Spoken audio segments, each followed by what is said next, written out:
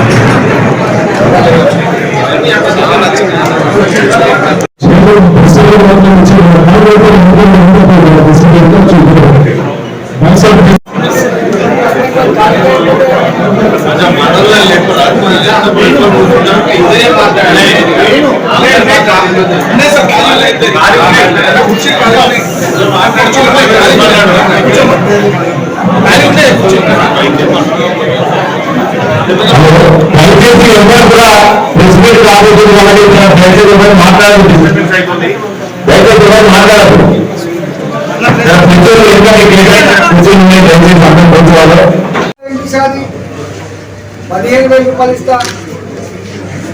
కేవలం భూమి కలిగిన వాళ్ళు మాత్రమే కాదు, లీజు ఫార్మర్లకు కూడా ఇస్తా, కౌలు రైతులకు ఇస్తా. కౌలు రైతులకు లేదు, ఈ ఉన్న ఫార్మర్లకు కూడా ఇప్పుడు బుద్ధి పుట్టినప్పుడు ఇచ్చి నిన్న ఆయన ఆరుబడి చేసి డబ్బు ఎంత భూమున్నా 1 ఎకరానికి మాత్రమే డబ్బులు వేసిన చెప్తాం.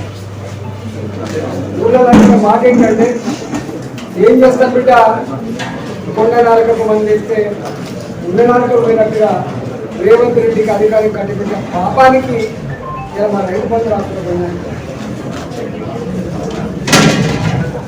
కళ్యాణ లక్ష్మి చెక్కులు టైంకు రావు. కళ్యాణ లక్ష్మికి ఇంకే 4 లక్షల రూపాయలు తీసారు. ఎంత తులం బంగారం ఇస్తా అని చెప్పిండు. బంగారం దేవుడు 1 లక్ష రూపాయల కళ్యాణ లక్ష్మి చెక్ కూడా టైంకు రావాలి.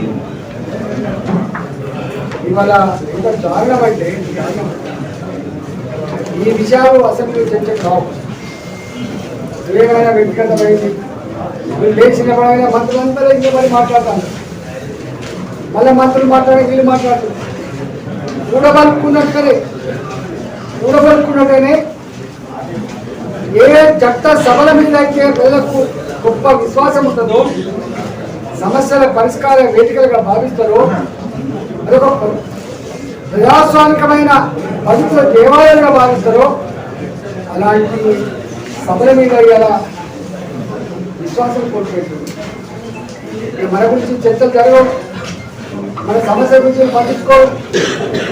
ఇంతే సైలెంట్ అయిపోయిన ప్రజలు ఎక్కడ దాకా పోతారు? తొండ పరువు 20 దాకా పోతే గిట్టే 2028 నవంబర్ వరకే కదా అధికారం కట్టాలి.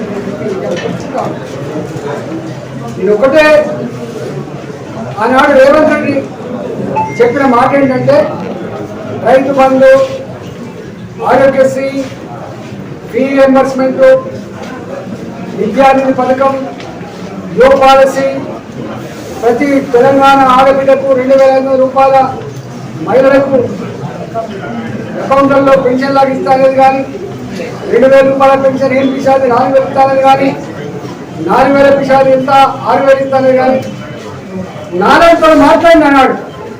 ఎంత సాధ్యమైంది రేవంత్ రెడ్డి గారు? సాధ్యమైందా అని ఆయన అన్న మాట ఏంటంటే, హైదరాబాద్లో ఒక పీస్ ల్యాండ్ అమ్మితే, ఇంత ల్యాండ్ అమ్మితే 40,000 కోట్లు వస్తాయి, 50,000 కోట్లు వస్తాయి. హైదరాబాద్ రిచెస్ట్ ల్యాండ్ అసలు